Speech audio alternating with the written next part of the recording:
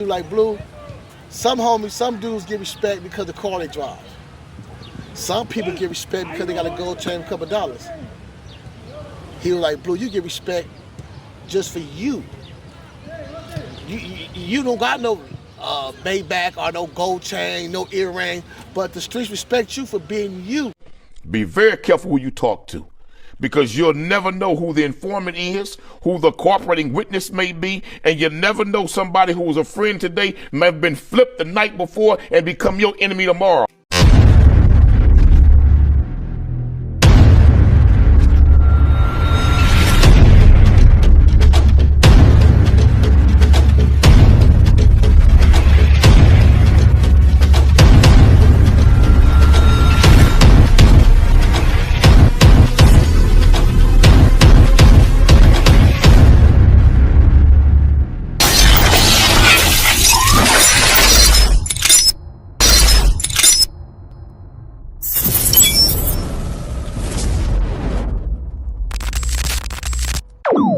About humanity, putting truth in these lines, while they busy feeding lies.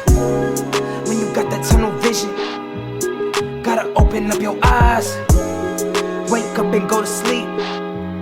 Man, I'm praying all times. And to my guys, ain't no other side. This for my brothers, I'ma pray we all shine. Lock the door. Go ahead, lock the door. Lock the door. Go ahead, lock the door. Yeah, you already know.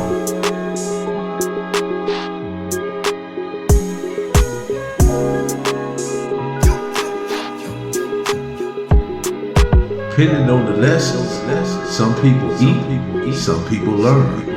But the game is gonna send you a bill. Professor Melly Man, Dahoodpostman. I'm here with Avalon Blue. Avalon Blue, there's been a lot going on in your community. Now you being a community activist, what would you like to see implemented into your community that would help bring people more together versus being divided? Well, right now, I'm in the process, man, trying to start a concert on our stage, man. And, well, the young dudes can have a voice, man. A lot of these young dudes rap, got talent, but they ain't got no way to showcase it. I believe Salt Park could be the mecca of entertainment. And what's your thoughts on that, bringing that entertainment together? What's your plan is? My plan is to bring every community, every hood that I can, bring their superstar and let them be heard, bro. And dude that's in the penitentiary right now, stay with your pen and the pad. You know, Melly, I want the same dude that was in the day room, on the table, rapping on the table, and you like, that dude pretty hard when he was in the system with him. I want him to have an opportunity. When he's fresh out of jail, you know what I mean? Maybe he don't want to catch another 115. He got a show to catch up to at Salt Park. It's a talent show that he want to be in at Salt Park. If that make him get serious on his craft, because he know he really could get an opportunity to get seen, hey man, why not? So you want to bring group thinking and critical thinking to the table and bring other tribe members into the equation to make this happen. Is that what I'm hearing? Yes, sir, man, because, you know. And is there anybody not invited or all is invited? I personally want to say all invited because I don't want to be biased. You know what I mean? I don't want to be biased. I want all the talent to get a shot, man. Gang members and non-affiliates. But you can't be rapping about hate. You can't. I don't want you to get on my stage and rap about division. I prefer if you can rap about unity. To me, it seemed like ever since the Tupac and Biggie Small beef, for you to get popular, you gotta have an end. You gotta have an op. You just can't get known just for your lyrics and your talent. You gotta have an opposition for you to be relevant these days. So I just want everybody to see, homie, that us as a people, black and brown, we want the best for ourselves, that we all on the same page. So how do you understand, how do they interpret nonverbal communication in high stakes environment and why do you think it's critical to navigate these streets politics? Because there's people that's going to be within the group or within the circle. They're not going to be saying anything, but you can see their face. Well, it's like reading a book. If you on chapter 10 and I'm on chapter 20, you ain't seen, you still got more chapters of life to go through, man, to see what I see, man. I've been through the movie long enough to see the bigger picture. Some people don't see the bigger picture. So I gotta accept that comes the territory of me that means being thoughtful and reading the book and really being a part of the process. A lot of dudes ain't really been a part of this process. They ain't never walked off 30 years with a homeboy. They ain't never had a homeboy who been down 20 years that been called to collect and you been answering the phone for 15, 20 years. You ain't never had a homeboy who died in the penitentiary. He been in jail so long, the homies on the street don't know who he is. And I gotta bury the dude by myself because he the big homie, but he did so much time, he don't know none of y'all. So I gotta bury the homie because, how can I say, y'all not emotionally attached to him because he did so much time. When it comes to flexibility and adaptability, how important is the flexibility with your interactions with your peers and rivals? And can you share a situation that's being adaptable work to your advantage? Well, by me doing gang intervention and going to classes and listening to Skip Townsend, listen to my boy Melvin Hayward out of Village 2000, and my boy Big Twin from 107. Even going to class, you know, when I first got into intervention work, I met Big U in class, intervention work. Me, Big U, with my boy T. Rodgers out the jungles. You know what I mean? I had mentors, Big Swanee Fly from Villain. That was my first supervisor in the gang intervention. Big Swanee Fly and them. That's my guy, Swanee Fly. Rest in peace, my nigga Lil Fatty from Swan, Shaka from Swan. Those dudes was doing it before me, and just listening to them and learning from them, bro. They found out when they be talking about their hood issues, I learned that it was the same everywhere. The BS was just in my community, it was just a breed of cats that came through, like a batch of puppies that came through that's not like the other batch of puppies. So I learned that I don't always gotta be right. No? I don't always just, hey, like I tell little homies, even though I'm the big homies, I'm not too big to apologize if I came at you wrong. Right. I feel that if me and my little homie have the conversation, I have no problem saying, you know something, dog? I was kind of getting to my girl. I had a little stroke of bad luck, and I might have vented on you bad, bro. My bad. A lot of dudes don't apologize, so I learned to apologize. Maintaining integrity, how do you reconcile and maintain personal integrity with often ruthless demands of gang life or that coaching? Because coming back to your conversation you just had, so are there compromises that you have to make? You know what I mean? And are you willing to make it? Because now you had to go all the way back to your homie and tell him, man, I messed up. Man, I did my girl. I took advantage of the Now, I remember one time we had the gang truce, right? We tried the gang truce up here, and you know, it was starting getting publicity. And my boy before Trey, little Touche, called me up. He said, "Hey, homie, the homies want to come to the gang truce at South Park." I like, where you at? He said, "We at Gib Lindsay. Pull up." So I pulled up there. And I'd be like, we coming up to your hood for the gang truce.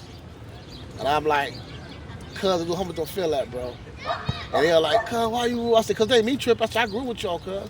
But I checked with my little homies at the time and how they feel like, no. But I say, you know something though? What I'm gonna do is, instead of saying no, cause even though I want the best for my community and I know it's the right thing to do, we're gonna have a one-on-one, we're gonna have a sit down at Pat the Chef Church, and we're gonna talk about it.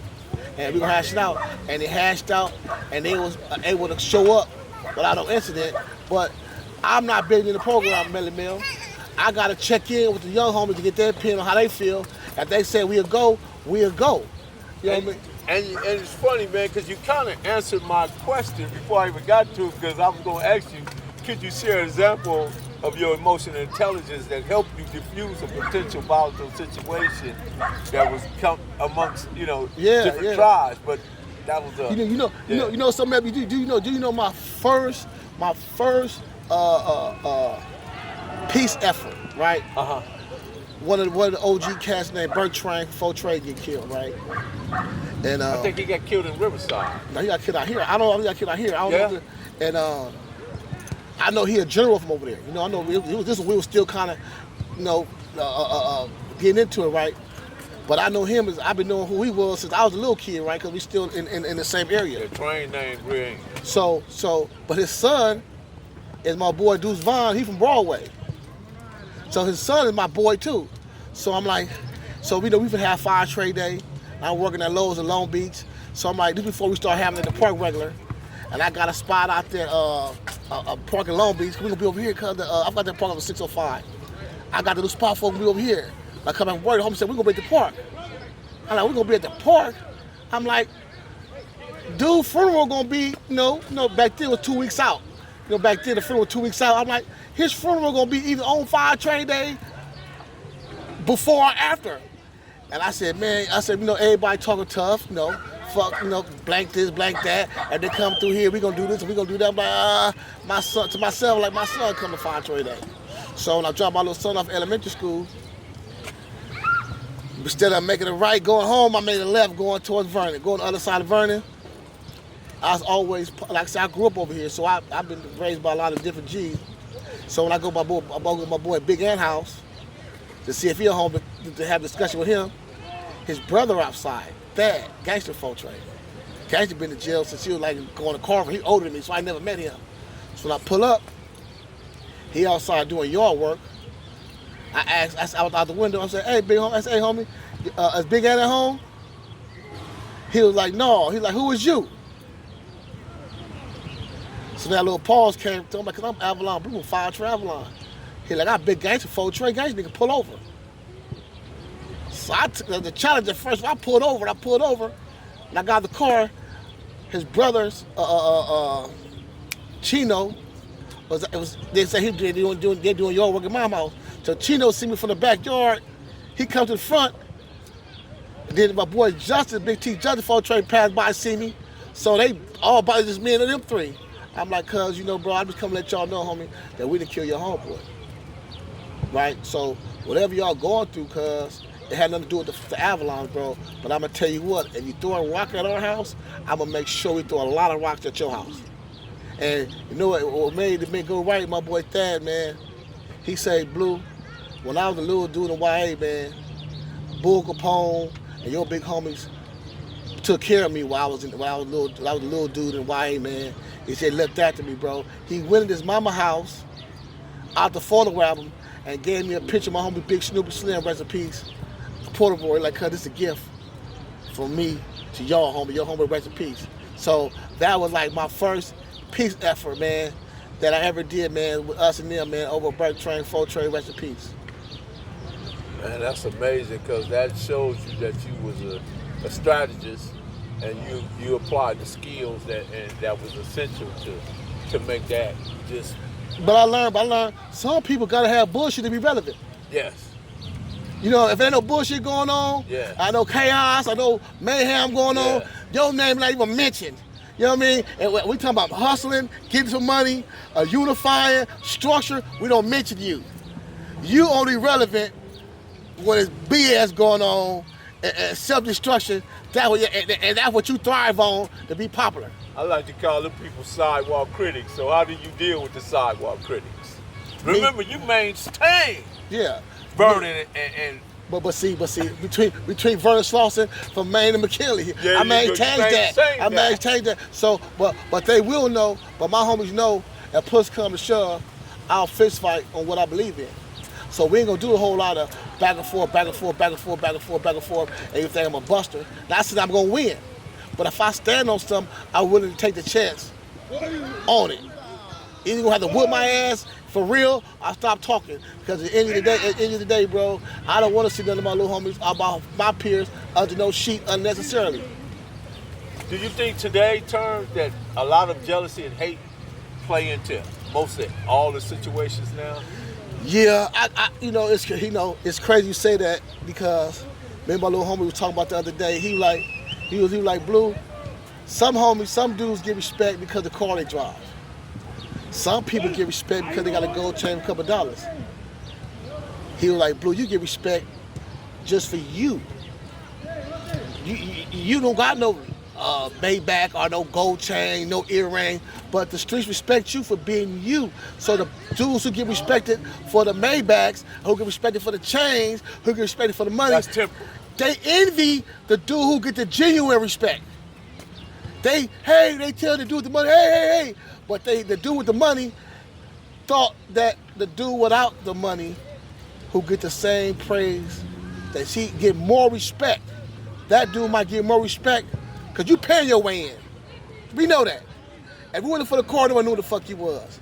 But for this cripping go, being outside, they know Blue. It's like at times like the folk trades and the dudes, every section from the Broadways to the Coasters, to the Villains, to the Pueblos, to the 30 Power Rule, to the Four Deuces. I've been outside for 35 years, way before social media. So I've been hanging out with the gangbangers for a long ass time, lining them up, fade, jumping out, squabbling. So they know me for being a gang member. They only met you dudes when it was the gold chains and the drip. But them same dudes with the gold chains and drip, they still envy of the dude who get the street cred. They still envious. They still envy. They still have the chain on. He ain't got no money. I ain't got no money, but I got respect though. When I pull up in my little bucket, I get more hugs than you do from the crowd. And them same dudes, I'll be hating on you because you know why? They know the respect that they got is not really genuine. With that being said, Professor Belly Bell, Avalon Boo, lock the door. Lock the door. Great. Cali Miners, baby. Proof of grind all the time. Music money, got a dollar sign. Hub City. I'm a street nigga, streets fuck with me. I'ma keep pushing products till the feds get me. It's guap off top, diamond Cartier. That nigga wall won't give a broke bitch the time of day. They see me climbing, they see me shining.